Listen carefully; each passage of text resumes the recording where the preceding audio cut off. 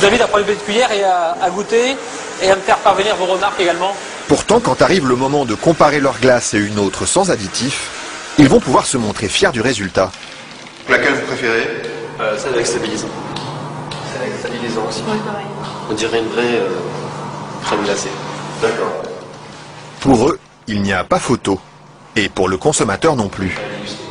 Mais que trouve-t-on exactement dans ces additifs qui permettent de fabriquer des produits light? Et sommes-nous suffisamment informés sur leur composition?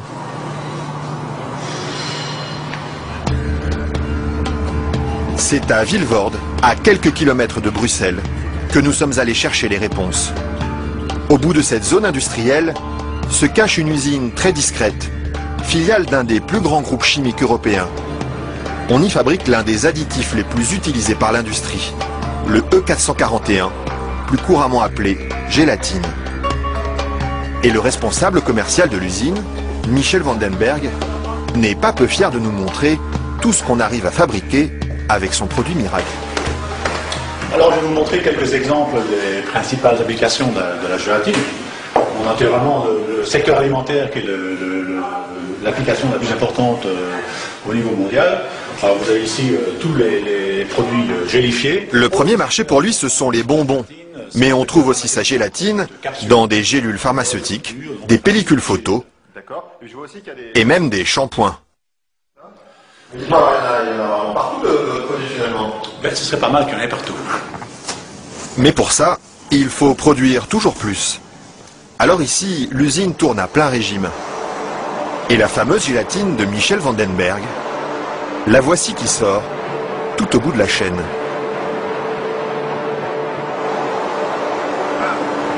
Ça c'est la fameuse gélatine. Ça c'est la gélatine. Ce sont ces spaghettis qui collent aux doigts. Il faut à peu près 3 à 4 jours pour arriver jusqu'ici. De la préparation de la matière première jusqu'à le séchoir ici. 3 ou 4 jours de transformation dans les entrailles d'une usine où ces immenses cuves remplies d'acide et d'eau bouillante font régner une moiteur tropicale.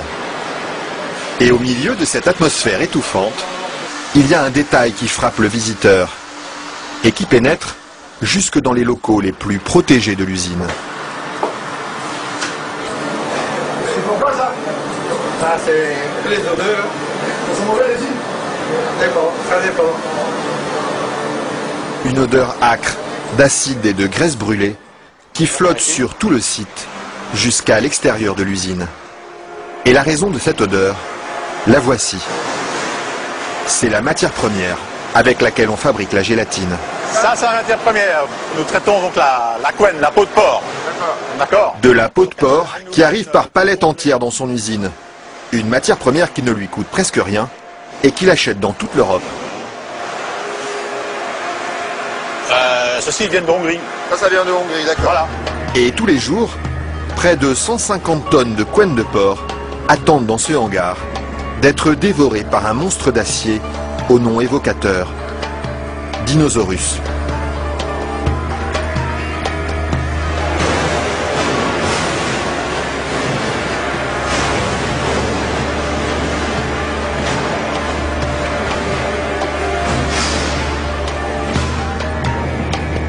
Grâce à cette matière première bon marché, Michel Vandenberg parvient à vendre sa gélatine à moins de 5 € le kilo. Un prix défiant toute concurrence qui lui ouvre sans cesse de nouveaux marchés. Et celui qui marche bien en ce moment, c'est justement le marché des produits light. Attendez, faut pas filmer ça à 1 minute. Mais voilà, ceci, qui est un beurre allégé, 40%. Alors un fromage frais, 0% matière grasse. Et chez lui, on trouve même les plus grandes marques. Grasse. En marque Danone, taille fine. Une mousse liégeoise de chez Auchan. Voilà, une mousse de la laitière.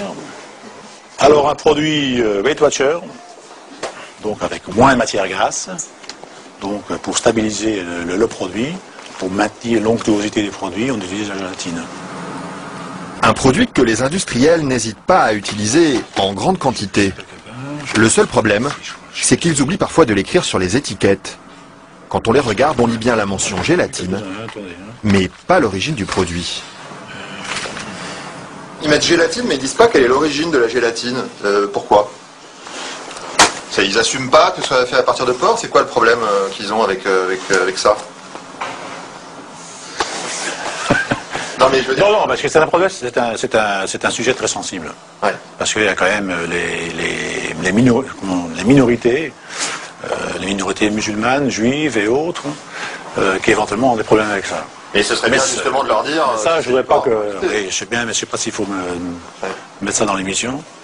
Mais c'est vrai que, bon... Parce que du coup, ils savent pas si c'est du porc ou de la vache. Du coup, comment ils font pour consommer? C'est ça le problème, il faudrait peut-être leur dire.